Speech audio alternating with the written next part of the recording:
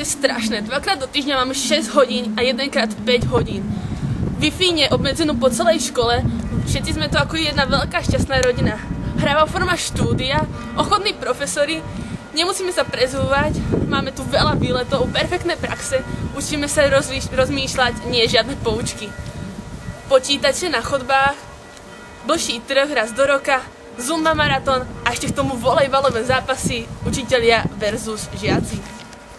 Diskotéky na chodbách, veľké prestávky, sme zapojení do všetkých akcií, lyžiarske výcviky pre všetky 4 ročníky a niektorí z učiteľov na poslednej hodine chýba. Táto hodina nám odpadá. A ešte som zabudla. Mám hrozne malé pery.